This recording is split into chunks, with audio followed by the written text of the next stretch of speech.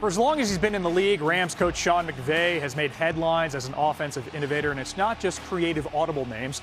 Hired at 30, then the youngest coach to reach a Super Bowl, which LA won.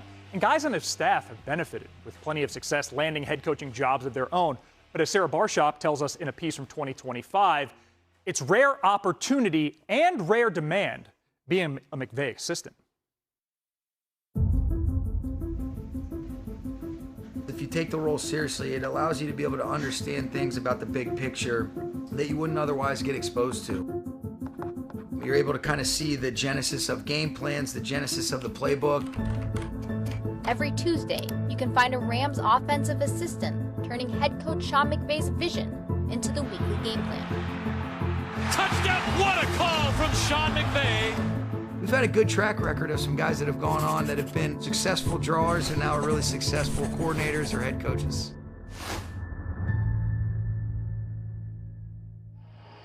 Love you. Love you, brother. Let's do this thing, You're the best in the world. Let's go. Lead these guys, be you. McVay says one of his greatest learning lessons came from a job he had when he was an assistant coach in Washington under offensive coordinator Kyle Shanahan in 2010. I remember when I was drawing plays for Kyle Shanahan, I got exposure to be able to see how he, looked at the game. Hey, why are we doing this, or what's the thought process behind it? It was a great teaching tool for me. Yeah, Sean was awesome. The picture draw always has the most access to the coordinator, the guy you spend the most time with.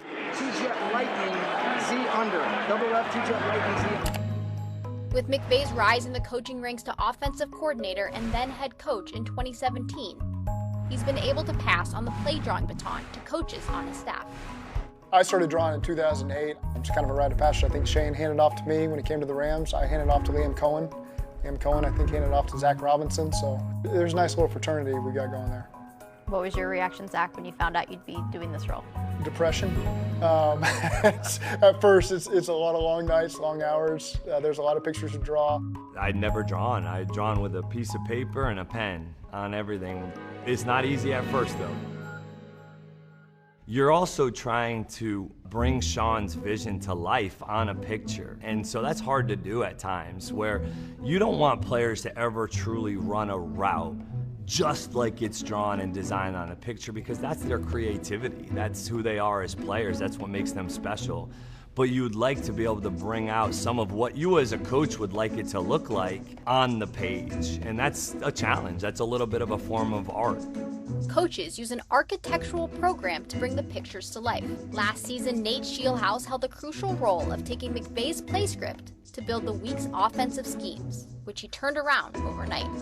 So the starting point would be after I get the concepts of the week and the formations and the plays that we're anticipating running. You've kind of got this library of files that you have and similarities, at least with some of those concepts. You're opening it up, and this week we're going to specifically run it in this specific formation. So you're typing out, man, the formation is snug, right?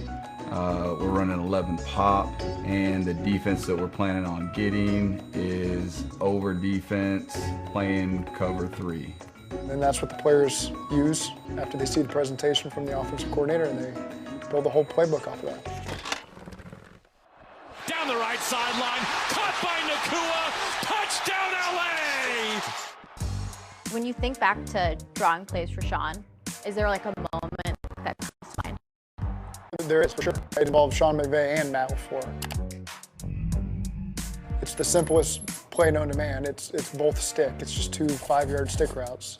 And I remember Sean wanted to draw with a straight stem and an out, and then Matt came back and said, no, it should be a inside stem, vertical, and out. So I redrew him all that way, and then Sean said, what are you doing? I told you it was straight stem. So I kind of got back in the middle between Matt and Sean, and I didn't know who to answer. One's the offensive coordinator, one's the head coach. I remember redrawing the most basic pass known to man way more times than I should have. There's a lot of worth to it in terms of the amount of detail that goes into it, the amount of also communication as that drawer that you have to be. And so I do believe it's an important deal, and so a lot of respect to the guys that have done it.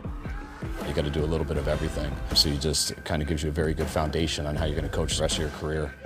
But when you get exposure to these great coaches like Kyle, like Mike Shanahan, I look back and I realize how grateful I was to really be able to see how did they do it, and then what's the best way to be able to mesh all the best parts of them into what we try to do on a year-to-year and a week-to-week basis.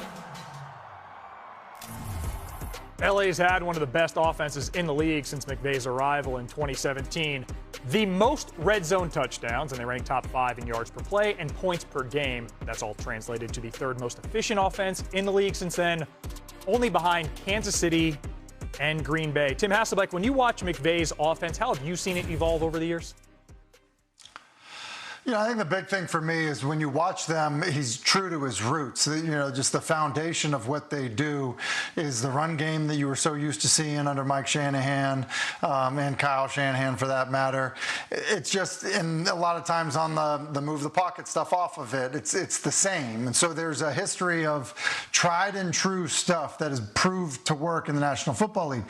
At the same time, you'll see things that are his own additions to it. And so whether it's using some of the condensed formations and requiring, his receivers to block a certain way and to insert them into certain run fits, to also hold the backside with some of the plays like you see on the screen there, because you're always looking for, in some of the zone run schemes, ways to hold the backside, and it allows you to push your number count one more. And so I just think when you look at all of that, he's kind of maintained his identity, but he's evolved, because if you don't evolve, then the rest of the league will catch up to you. So I think it's one of the things that's been most impressive about, his time as a play caller and as a head coach. Yeah, we see him evolve in different ways, Tim, not only in terms of what the scheme does, but also who's in the scheme. He's always been, Sean McVay, an 11 personnel guy, which is one running back, one tight end, 3 wide receivers. In 2024, they ran 13 personnel, 1 running back, 3 tight ends, a total of 3 times. It was not part of the offense, but they had a moment this year against the Jaguars when Puka Nacua was out, where the entire offensive scheme, or the personnel I should say, shifted. They ran 13 personnel 44% of the time the rest of the season. That's 1 running back again and 3 tight ends. And what that does is it creates a conflict for the defense and personnel. Do you want to match that with your nickel defense? Well, they're going to run the ball all over you. They were the most efficient rushing attack in football last year.